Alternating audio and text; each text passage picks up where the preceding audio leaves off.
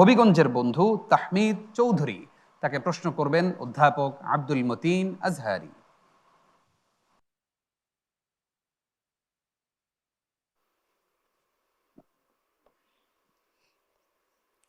আসসালামু আলাইকুম রহমতুল্লাহি ওয়া বারাকাতুহু। ওয়ালাইকুম আসসালাম ওয়া রাহমাতুল্লাহি ওয়া বারাকাতুহু। কেমন আছো? আলহামদুলিল্লাহ উস্তাদ, আপনি কেমন আছেন? আলহামদুলিল্লাহ। ولقد مننا على موسى وهارون. أعوذ بالله من الشيطان الرجيم. بسم الله الرحمن الرحيم.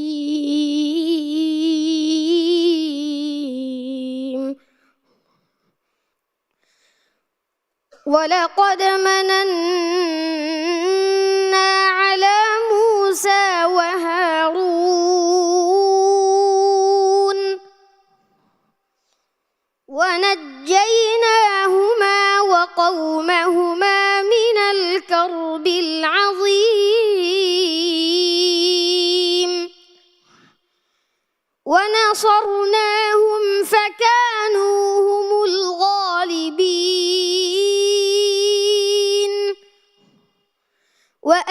وآتيناهما الكتاب المستبين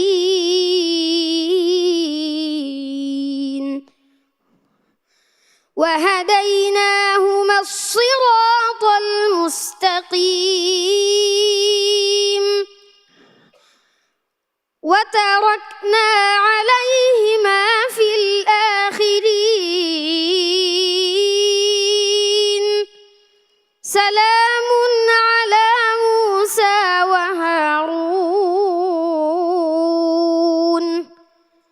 إنا كذلك نجزي المحسنين.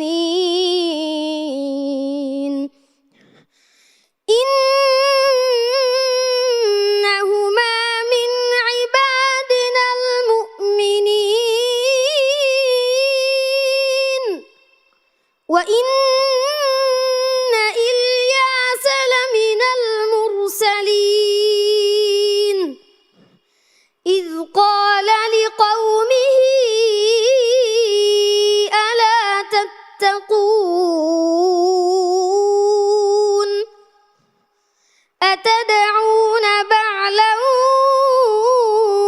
وتذرون أحسن الخالقين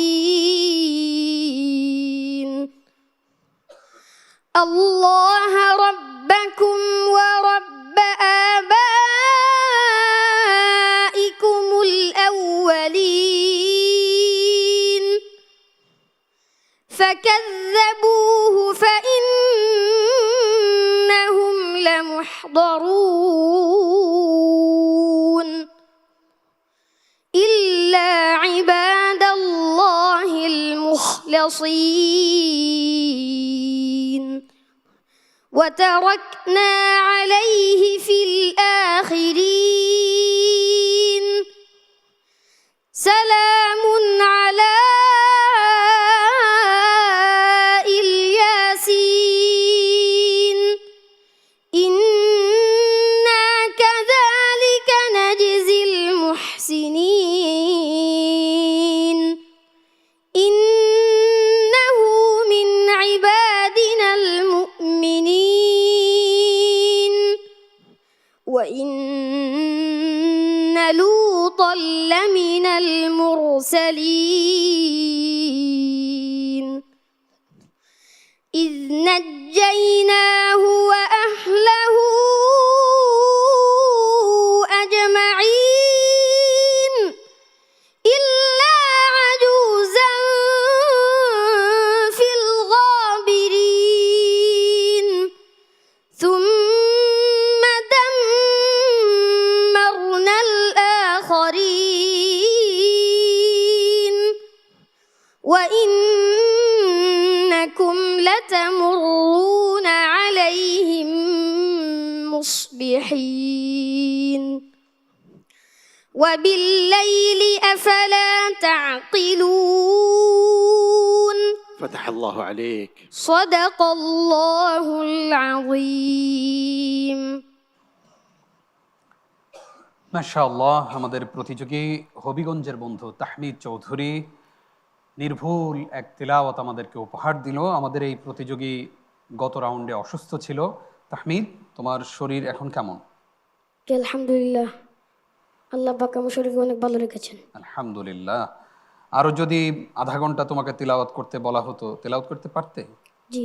মাশাআল্লাহ, মাশাআল্লাহ। প্রিয় দর্শক, আমরা এবার তার তিলাওয়াত সম্পর্কে মন্তব্য শুনতে চাইব। প্রশ্নকারী উস্তাজ অধ্যাপক আব্দুল মতিন আজহারি আপনার কাছ থেকে। তাহমিদের মতো বিস্ময় বালকের ব্যাপারে মন্তব্য করার জন্য আমার চাইতে আরও অনেক বড় স্পেশালিস্ট দরকার। আমি তার ব্যাপারে মন্তব্য করার যোগ্য বলে নিজেকে আমি মনে করি না, কিন্তু আমার দায়িত্ব হিসেবে মন্তব্য করতে হচ্ছে।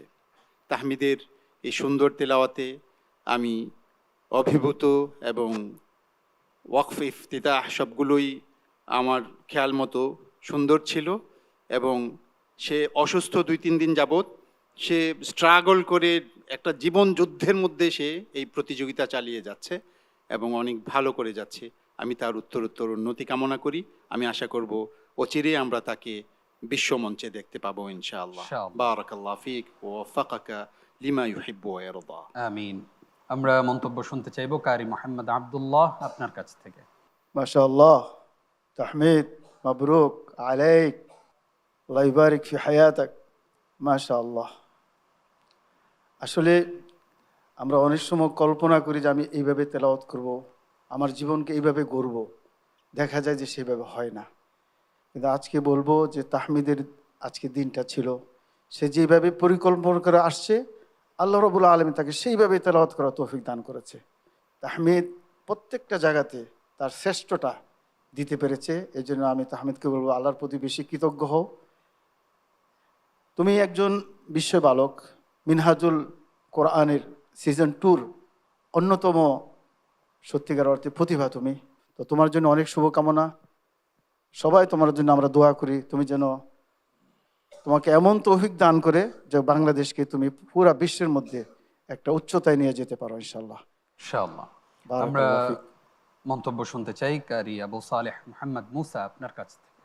মাশাআল্লাহ, তাহমিদ চৌধুরী সে এমন এক প্রতিভা, তার মতো সন্তান সবাই চাইবে যে আমার একজন তাহমিদ থাকতো, যার প্রশংসা সবাই করবে, যে এই দেশ ও জাতিকে নেতৃত্ব দিবে। ধন্য তার পিতামাতা, ধন্য তার প্রতিষ্ঠান, ধন্য মিনহাজুল কোরআন। আমরাও গর্বিত এখানে বসে যে তাহমিদের মতো ক্ষণজন্মা খুদে বালকের কোরআন তেলাওয়াত আমরা শুনছি এখানে। আল্লাহ তোমাকে অনেক বড় করুন, আমিন। তাহমিদ, তোমার স্বপ্ন কি হতে চাও? বড় হয়ে আল্লাহর একজন ওলি হতে চাই। আল্লাহর একজন ওলি হতে চাও? মাশাআল্লাহ, মাশাআল্লাহ।